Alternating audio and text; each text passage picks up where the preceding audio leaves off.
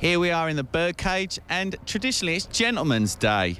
Now, maybe we have a few gentlemen walking about today. Excuse me, sir. Hello, mate.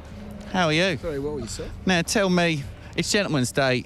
Traditionally black and white. Obviously, you aren't following the rules today. No rules to be followed here today, no. Did you plan that outfit, or it just sort of came together early this morning? Came together very early this morning. And no jacket required for you?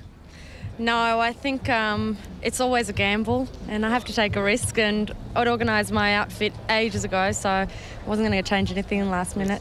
Now, we talked earlier about beanies and scarves. I said beanies are out, but I think this is the best scarf. It's a beautiful shawl, and you are wearing it amazingly. Thank you very much. Now, it's a bit chilly out here today, so I had to get something sort of fashionable to accessorise with my outfit. Yeah, you haven't just thrown that scarf 40 style around your neck, you're draping it, it's working with a hat perfectly. Well, I actually didn't try to do that, it just kind of fell, so I'm quite lucky, thanks. Now here I've found, I think, a cross between Millie Molly Mandy and Paddington Bear. How are you? I'm good, thank you. Tell me about this little number you're wearing today. Something to keep me warm. So obviously you didn't check the weather report this morning. No, I think I got it a little bit wrong. It's a little bit chilly today, isn't it? Now that you've got a bit of detail in the front, nice pin tucking, but show me the back. We need a twirl. Look at that. Look at that. Beautiful. Turf fashion. Good punting money gone west, Bruce.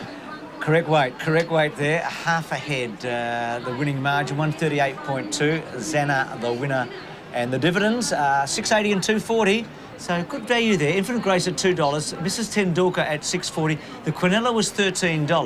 The trifecta $6.71. The exacta $33. The running double in Melbourne $67. Big Pat Xana.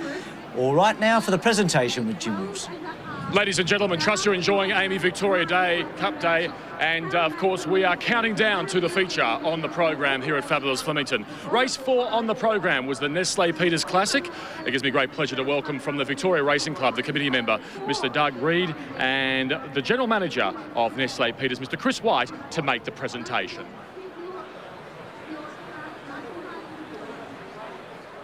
Chairman, Committee of the VRC, ladies and gentlemen and ice cream lovers everywhere. I'd like to congratulate the VRC on a wonderful race. The quality of the field was outstanding. I'd like to congratulate the winning horse, Xana, and the person receiving the trophy is Warren Taylor.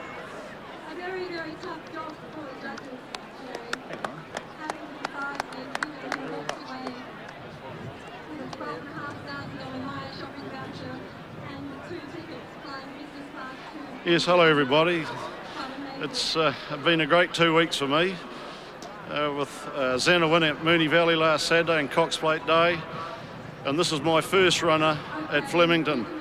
So it's a dream I've always wanted to do, is have a runner at Flemington, so it's absolutely great.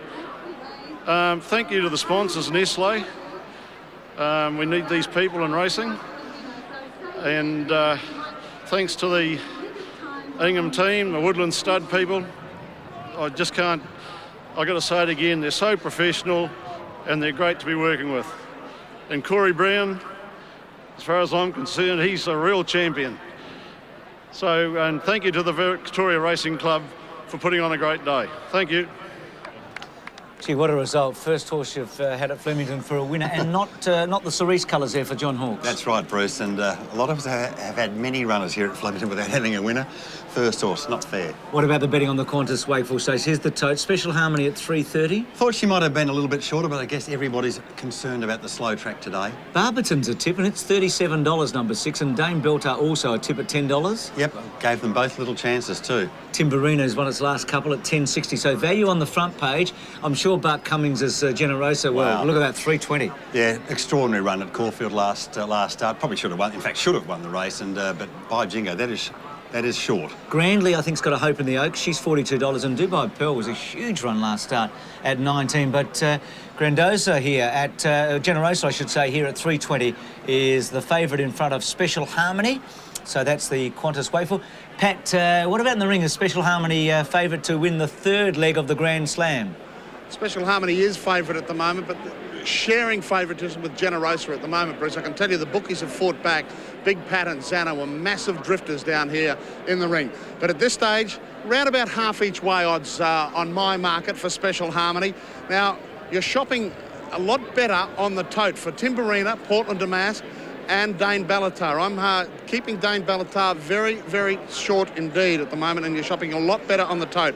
And then down to Generosa, which is just a touch over the half each way odds. But the bookmakers at this stage and the punters seem to have sorted it out as a race in two, Special Harmony and Generosa. And the tips? Yes, well, you've gone, I've gone for Generosa, as has Peter Donegan and Kenny Callender. Special Harmony, the Lee Friedman favourite filly. She's drawn 13 out of 14 Special Harmony from the 2000. Does it worry you at all? Oh, for sure. I think also, given the fact that I don't think her slow track form is all that flash, Bruce, and the Oaks is on Thursday. It's only 5 days away. You don't want your filly to have a hard run today. I'm sure Damon obviously will be trying to win, but he'll be looking after her as well. That's important. OK, we'll have a look at them when they come into the mounting yard shortly. Before that, flowers have been the talk of the town this week in Melbourne. Here's Melanie Simons. Every race day has an official flower, and this is it for Derby Day, the blue cornflower. They're easy to grow, easy to plant and easy to cut. And they're a bit special because a blue flower represents true love. We're a yellow rose when it comes to the biggie, Melbourne Cup Day. Now, if you're trying to grow them, they can be a bit fragile and temperamental, like many beautiful things. And you should know that while one means joy and friendship, a bunch means jealousy. I'll take the lot. Pink roses, perfect for Ladies' Day or Oaks Day. They're a beautiful, sweet-smelling flower, and they represent grace and happiness. Very ladylike. And on Emirates Stakes Day, only red roses will do. And we all know what they mean. Passionate love. So the flowers in bloom here on Derby Day, and each day having a special, significant meaning as the fans enjoying the day. Speaking of special, and I have mentioned that word once or twice over the years, Jason Dunstall's got some people with him now. On Tui's new Melbourne Cup Day, make sure you purchase one of these pins. Firstly, you put yourself in the running to win a 3-month supply of Tui's new, but most importantly, all the proceeds go to Camp Quality. This is a wonderful charity that touches so many lives. I've got a couple of very special families with me, the McIntoshes and the Andersons. Now, Alan, can you tell us how Camp Quality's impacted the lives in your family?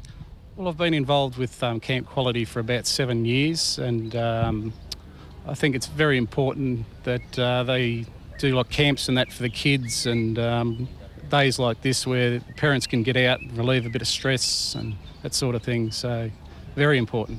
And of course we have a beautiful little girl over here called Tabby who's been away to camp a few times, haven't you, Tabby? Yes. What's your favourite part of camp? The big swing. The big swing. Any other rides that you like? The flag fox. And you always have fun on camp, don't you? Yes. And of course, for those viewers at home, you can help out as well. On Cup Day, we'll be running a phone appeal where you can call in and make a donation to Camp Quality, and you also put yourself in the running to win a 3-month supply of Tui's new. You gotta...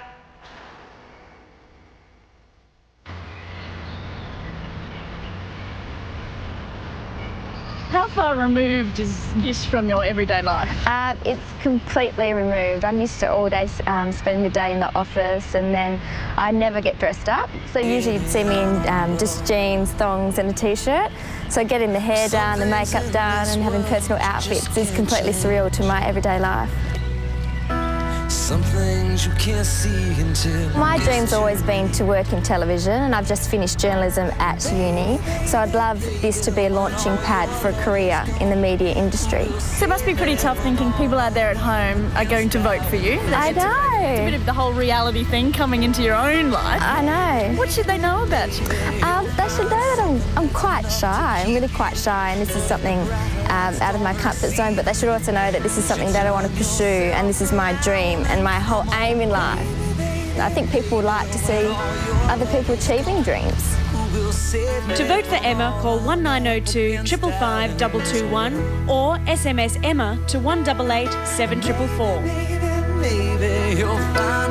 Telstra Dome there with the city in the background. The Telstra Dome, the scene of tonight's match between Australia and Ireland in Rugby World Cup 2003 as we work our way to the site of the Amy Victoria Derby here at Flemington. Huge crowd continuing to build up here. Well, Jonah Griggs is with a couple that if you read the glossy mags, you'll know all about. Well, I'm joined here by Paris and Nikki Hilton, who are guests of the Seven Network for both Derby Day and Cup Day, and of course, heirs to the Hilton throne. It is absolutely lovely to have you both here. Fashion gurus worldwide, and you have to be asked the question, what are you both wearing? I'm wearing Bettina Liano. And what about you? Wayne Cooper. And what about have you had a chance to have a look around? I mean, I believe you have been to many sort of race days at this level. What do you think of the event? We're so excited to be here. We've never been to Australia, so we're very excited for this is our first race ever. We've never been to a race. And are you betting? Are you actually having some fun? I want to bet. I just don't know how to. I'm going to try. We'll teach you.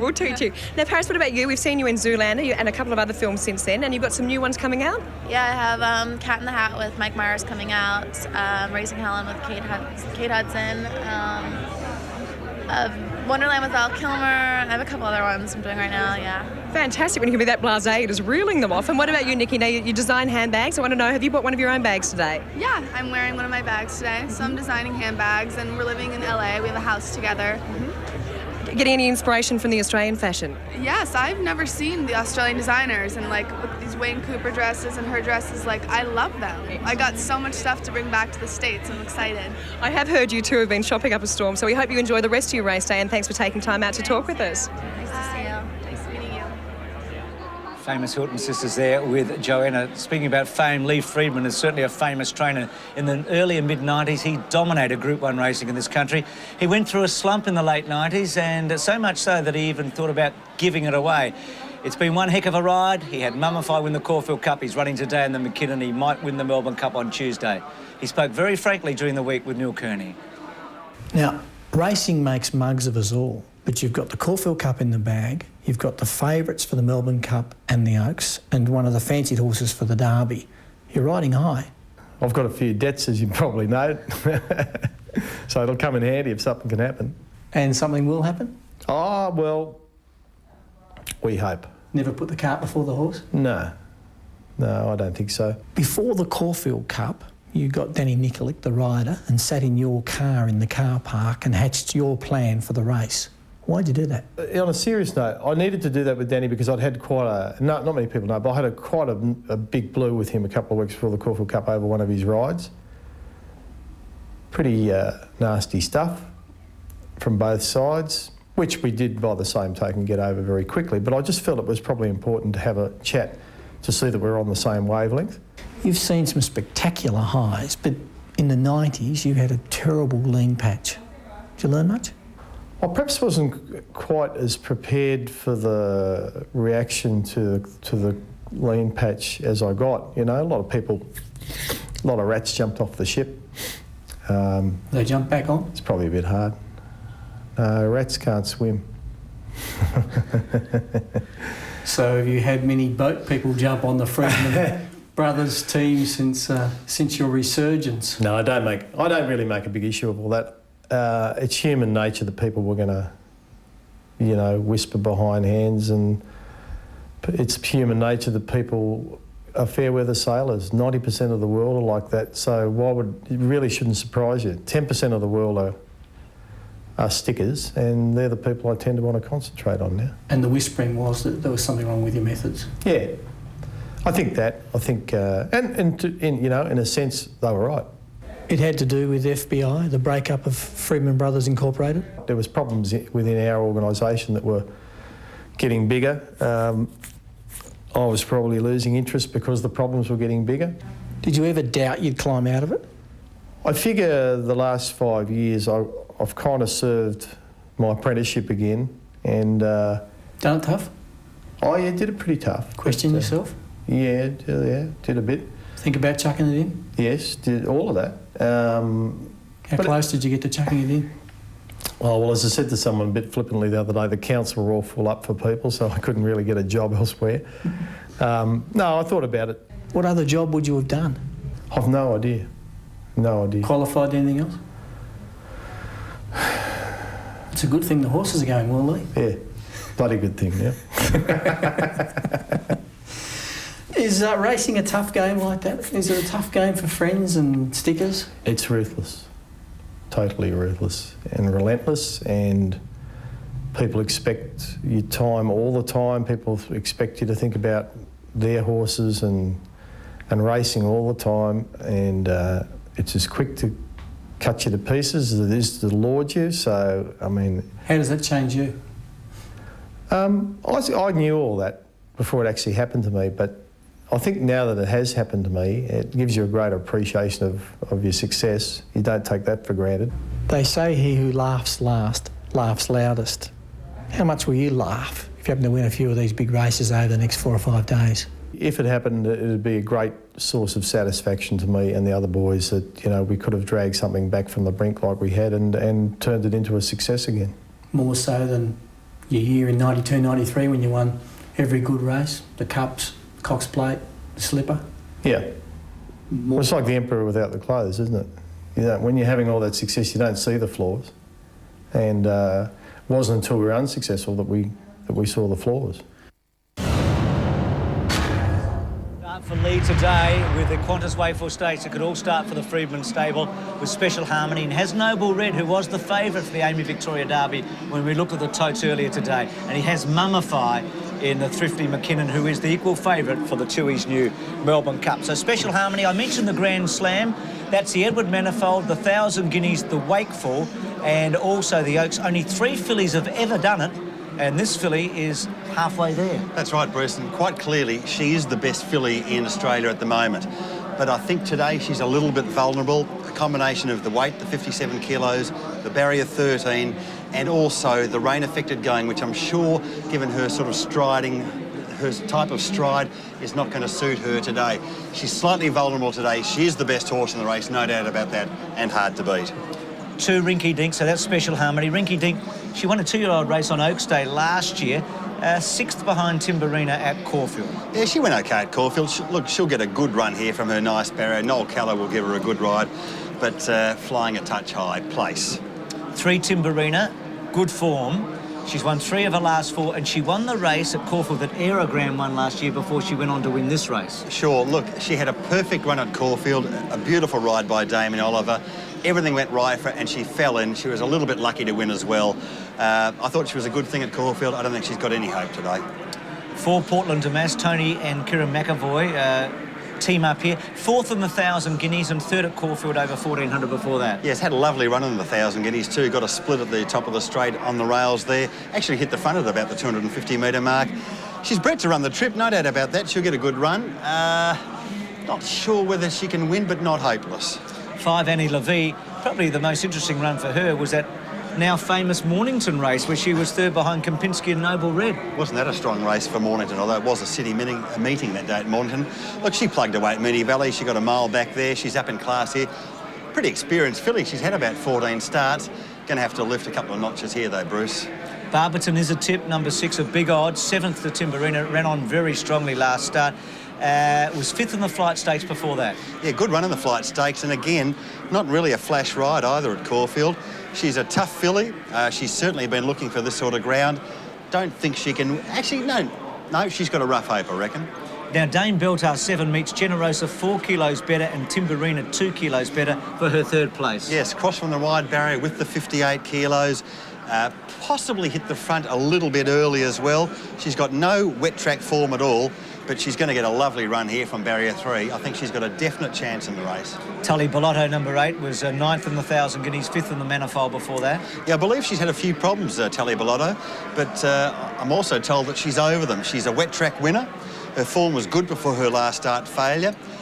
She'll race up there on the pace despite the wide barrier. I think she can improve, but whether she can improve enough to beat these, I doubt, but not the worst. Generosa, Bart Cummings has a fabulous record in this race, and also the Oaks look very unlucky behind Timberina. No doubt. Stopped in her tracks at about the 200 metre mark, Bruce, and it's very hard for a 2,000 metre horse when they get stopped in their tracks to actually pick themselves up and get going again. But she was able to sprint again very, very quickly, despite being balked there. That was a terrific run. I think she's the horse to beat here, actually. Deputy Tahir, number 10, 9th behind Timberina last start, 4th in Sydney in the Reginald Allen. Yeah, probably the slow pace against her the last couple of starts. This is a big jump in class, though. Can't see her beating these. La Basel, number 11, was $1 million filly, beautifully bred. Second in Adelaide, 2 starts ago in the Hill Smith, 8th behind Timberina. Yes, you'll see a W there for a wet track winner in the form guide, but it was a Murray Bridge maiden. She is a very, very one-pace filly. The Oaks is going to suit her. Don't think she's got the zip to beat these. The Oaks will also suit 12 Grandly. Her 2 wins have been at Kembla Grange, but she was getting home behind Timberina. Yeah, she's bred actually to be a dry tracker, Grandly being a Grand Lodge. Very good run last start. She's up in class here, lightly raced. This is still her first preparation. Definitely wanting the 2,500 metres of the Oaks. Can see her definitely running a place. Dubai Pearl 13 was 5th at Caulfield last start. Yeah, caught off the track at Caulfield, and it's actually a very good run, Dubai Pearl. Caught wide, pushed even wider on the home turn, and kept going okay. Not hopeless, but tough to see her winning. And Romanikoff is progressive. She was scratched at Caulfield and won the day before at Mornington. She looks like she's got a future. Yes, perhaps not here, though. Fair enough. Bart Cummings has had a past, present, and he's still got a future. He's with Peter Donegan. Bart, you've had a wonderful affinity with the 3-year-old fillies over the years. You probably haven't had one as unlucky as this one at Caulfield. She just making a winning run and got badly interfered with, and I actually thought it still had one, but it wasn't to be. But it's drawing nicely today, and hopefully it might be able to recover and win something anyway down here. And then on to the Oaks on Thursday? All being well, if it goes okay today, yes. Yeah, that's the idea. Special Harmony's the class in the race, isn't she? But she's got 57 and a wide gate. Yeah, she looks well in the yard, looks pretty good. And, if we can't beat it at level weights in the Oaks, we should be able to beat it today, perhaps with the allowance. What about Denazri in the Derby? He's going to be at 25 to 1 or thereabouts. He didn't see a lot of the inside rail at Geelong. No, he drew 4 and unfortunately stayed there. But his run wasn't bad considering. But I think he ran pretty good today. But 20 to 1 shot or 25 to 1. But each way won't hurt anyone. But always good to talk to you. Best of luck. Thanks very much. Bart Cummings there, and he has one of the favourites in this Generosa. He's also brought Frightening to the track, we showed you earlier, just to soak up the atmosphere with his big mission.